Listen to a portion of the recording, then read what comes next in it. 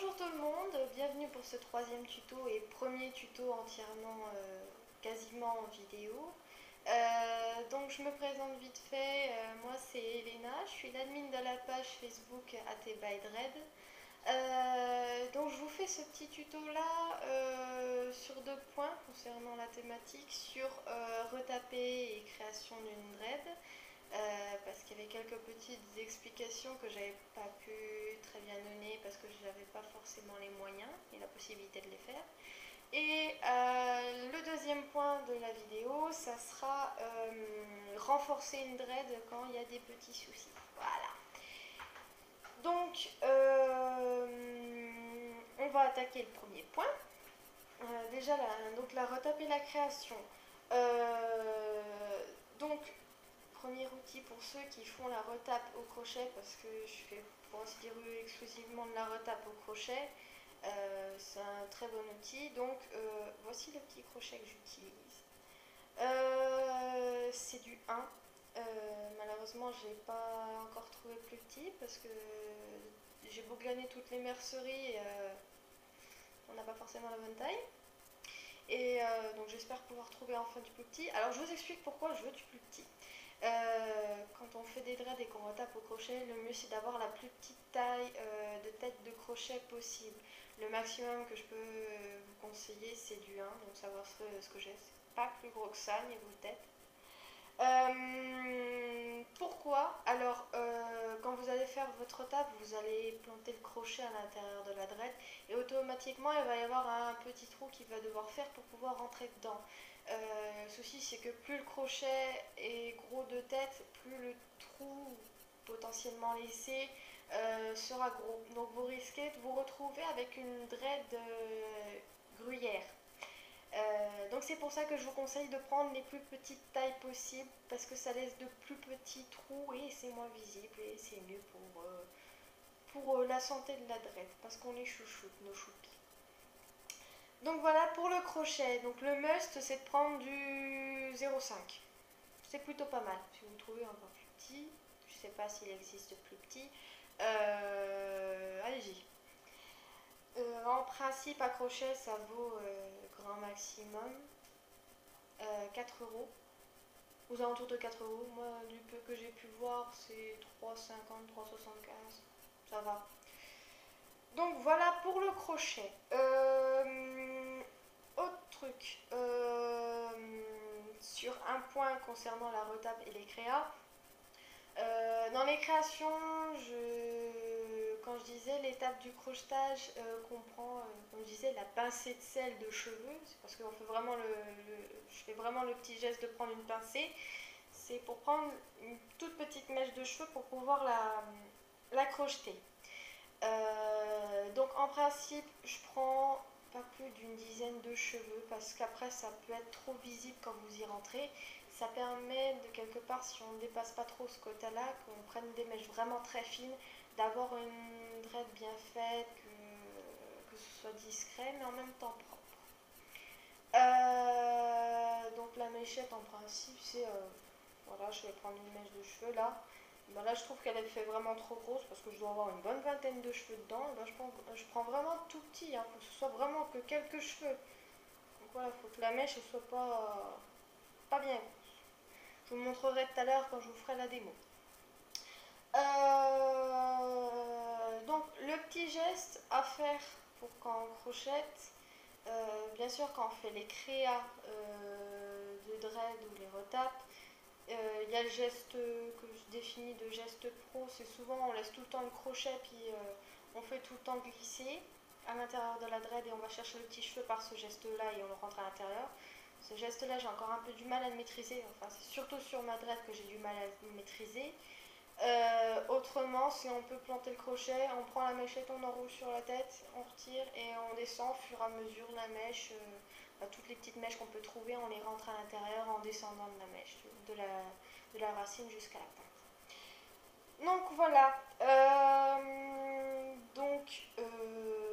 je vais vous faire une petite démo du geste à faire. Donc, je vais vous montrer, j'ai enlevé mes perles. Voilà. Donc les perles, je les avais pas mis seulement pour faire beau, c'est parce que j'ai eu un petit souci ces vacances-ci quand je suis partie au camping, c'est que j'ai ma dread qui me sortait des cheveux lisses de l'intérieur et c'était en train de scinder sur la longueur ma dread.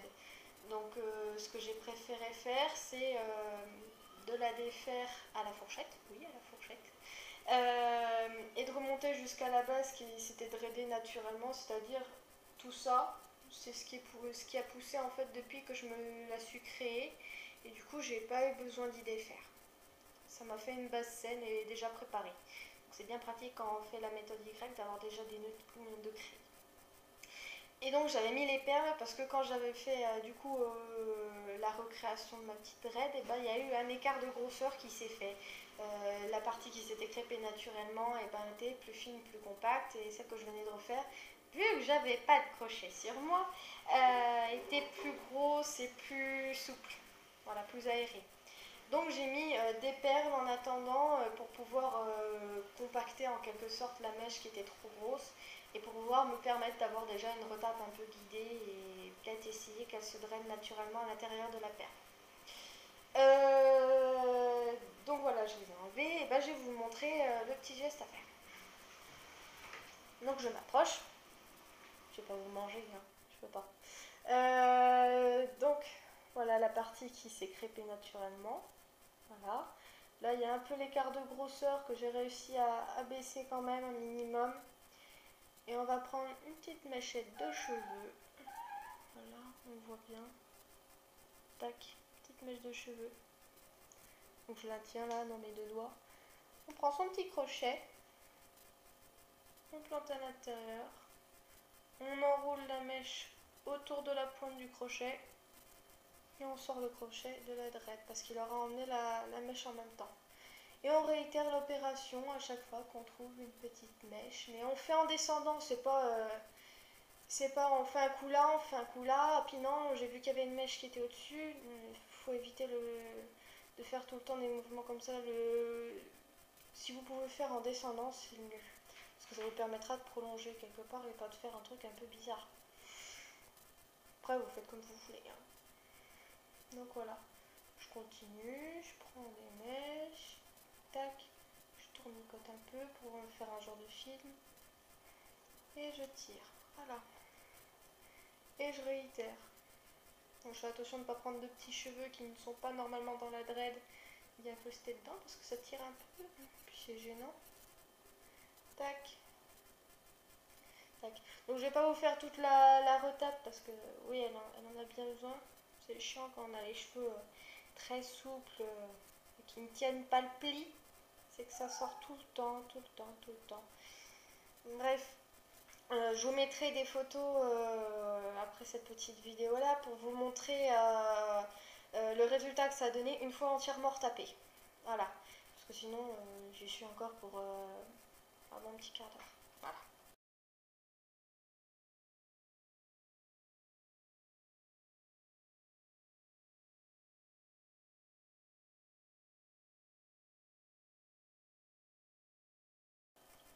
Donc, voilà pour la retape et la création, parce que le geste est quelque part le même. Le geste pro, en fait, j'ai essayé de vous montrer. C'est on rentre le crochet à l'intérieur, je vais me rapprocher. Et puis, je me guide avec mon pouce. Je vais descendre la main. Tac, et on rentre tout le temps. Donc voilà, je maîtrise vraiment pas bien en fait sur moi. Tac. Puis j'aime pas trop ce geste là, j'aime mieux prendre les mèches et continuer mon petit truc. Donc voilà pour la retape et la création. Le second point de la vidéo, c'est renforcer sa dread quand on a une petite kata. Alors, par exemple, qu'est-ce que je définis là par une petite kata? Bah, c'est quand la dread est en train de se couper en deux, de se fragiliser, de faire un trou à l'intérieur. Ce qui m'est un peu arrivé. Et la solution que j'ai eue pour éviter de voir ma dread tomber. Non, je ne veux pas. Donc j'ai avisé. Et donc j'ai avisé au lieu de voir ma dread tomber et puis être tristounette. Donc du coup, je vais vous montrer quelque part, c'est un peu une technique de regreffe de dread et de renforcement. Donc le geste qu'il va falloir faire, c'est un genre le geste pro, sauf qu'au lieu de le faire à l'horizontale, vous allez le faire à la verticale. J'entends par là, c'est que l'endroit où vous avez une faiblesse, par exemple, que votre dread est en train de se scinder en deux à la verticale, qu'elle ne tient plus que par quelques cheveux. Vous allez planter votre crochet dans la partie supérieure avant la catastrophe, par exemple la coupure. Et puis vous allez faire un petit geste comme ça. Vous allez lui faire le pivert et il va aller chercher en fait dans l'autre partie qui est en bas, qui est scindée. Pourquoi ce geste-là? Parce qu'en faisant ce geste-ci, il va aller chercher les nœuds ou des mèches de cheveux de la partie du bas, les remonter en haut, recréer des nœuds et renforcer la dread. Donc du coup, ça va vous raccoupler les deux parties et les renforcer. Voilà ce qu'on appelle une regreffe de dread quelque part. Alors, il est normal qu'à la fin d'un renforcement, vous ayez une dread plus grosse parce que vous avez recréé les nœuds, vous l'avez aussi un peu tassée, vous allez remonter un petit peu la dread quelque part et qu'elle soit plus dure parce qu'il y a beaucoup plus de nœuds. Voilà pour le truc, elle est plus condensée. Donc je vais essayer de trouver un petit endroit dans ma dread qui est un peu fragilisé. Ouais, là je sens, parce que ça fait un genre nœud, presque pas de nœud, nœud. Voilà, donc on va essayer d'enlever la partie presque pas de nœud en rapprochant les deux parties où il y a des nœuds et en créant aussi des nœuds dans la partie où il n'y en a presque pas. Donc je vais me mettre dans la partie supérieure où il y a des nœuds. Voilà. Ici, à savoir. Et puis, j'ai laissé la pointe de mon crochet à l'intérieur de la dread et je fais des petits mouvements comme ça. Je vais vous montrer comme ça. Tac.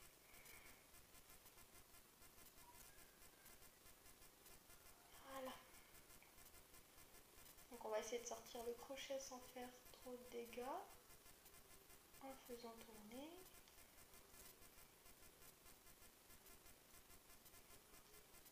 Voilà. Donc automatiquement, quand vous faites ce geste-là, vous sentez comme quand votre dread en bas, elle est en train de se plier comme un ruban. Il faut essayer de la retenir, il faut juste essayer d'emmener quelques cheveux qui viennent de leur plein gré. Si vous sentez que ça force, arrêtez, vous tournez un peu le crochet, vous recherchez d'autres nœuds. Hein. Vous n'allez pas casser votre dread, au contraire. C'est pour la renforcer que vous faites ça. Donc voilà pour le renforcement. Donc là, je sens que la zone que je viens de renforcer, elle me manque encore un peu de travail. On va voir ça. Tac.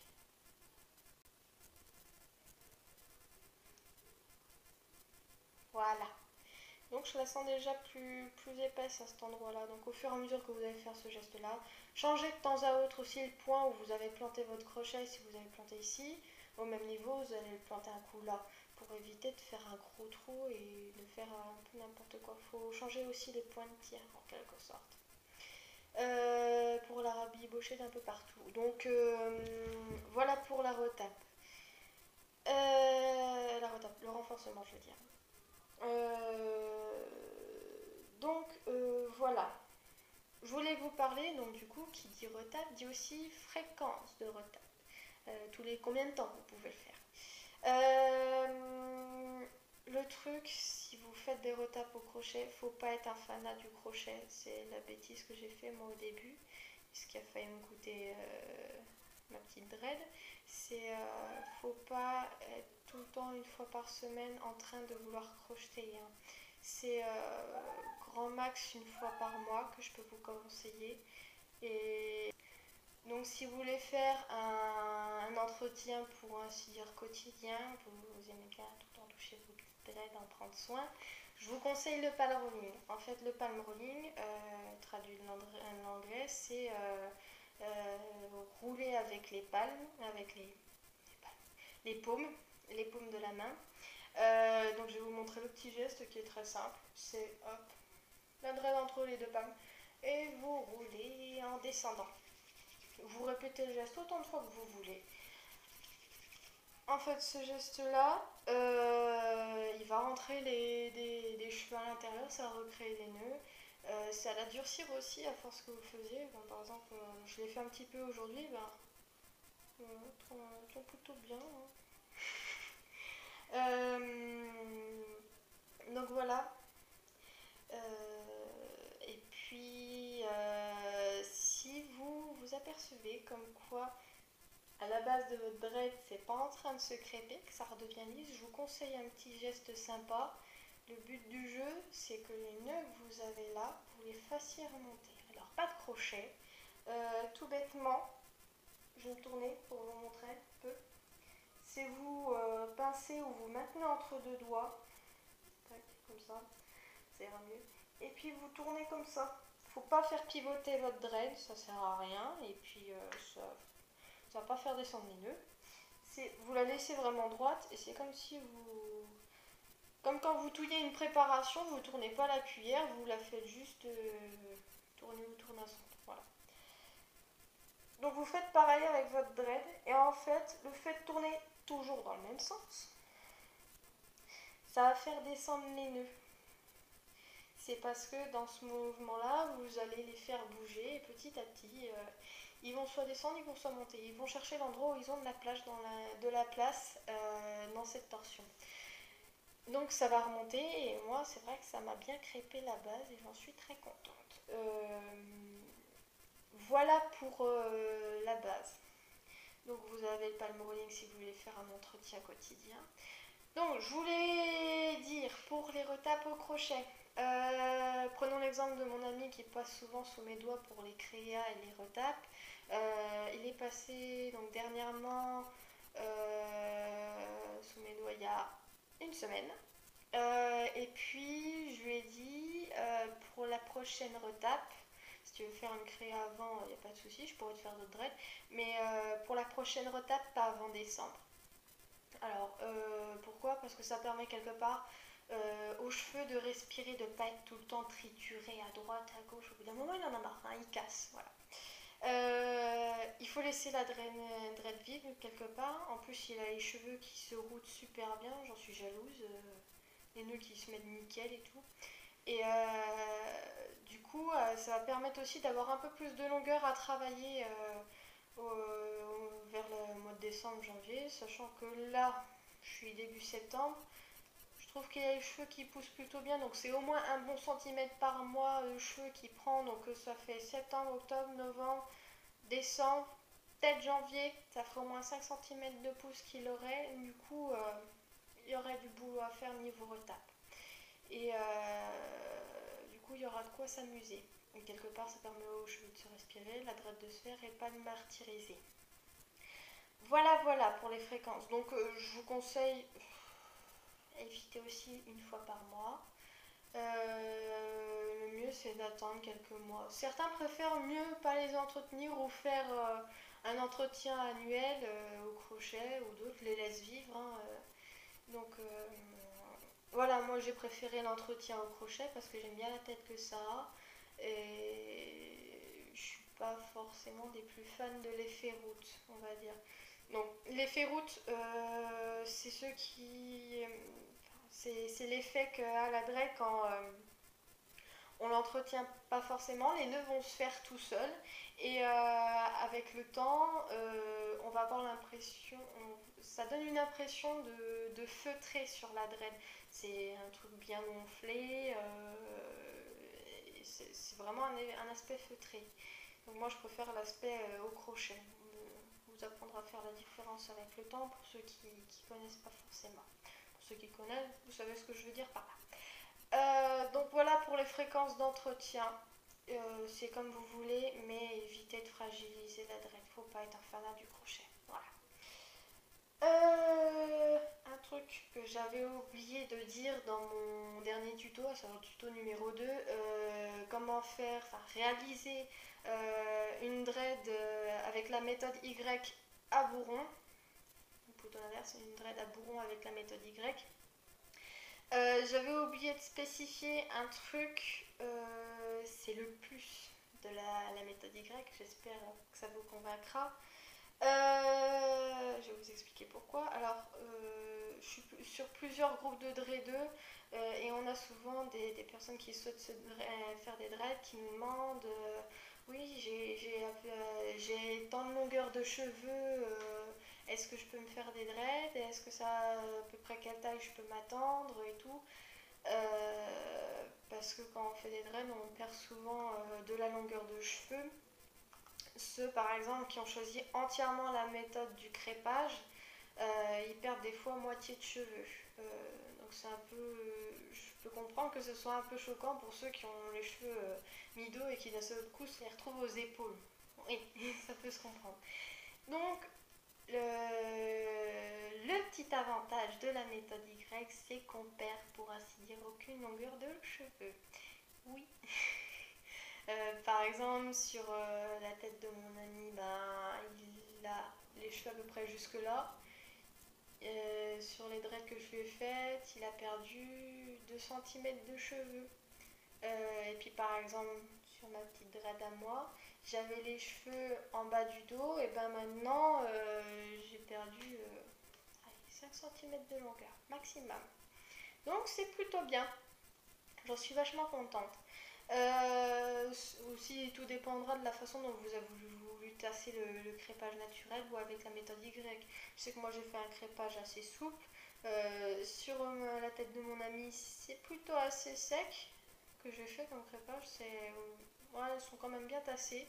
Mais l'avantage de la méthode Y, c'est qu'on perd pour ainsi dire presque pas de longueur de cheveux. Donc, j'espère que ça vous aura peut-être un peu aidé dans vos choix de faire la méthode. Donc, si vous voulez savoir comment on fait la méthode Y, vous pouvez aller voir mon deuxième tuto qui s'intitule tuto numéro 2, réaliser une dread à bourron, méthode Y. Voilà. Donc, j'espère que ce petit tuto vidéo vous aura plu. N'hésitez pas à laisser un petit commentaire. Vous pouvez me retrouver sur ma page Facebook Ateba et Dread. Donc voilà. Et puis je vous dis à bientôt pour un nouveau tuto. Et voilà. Be cool, be an octopus.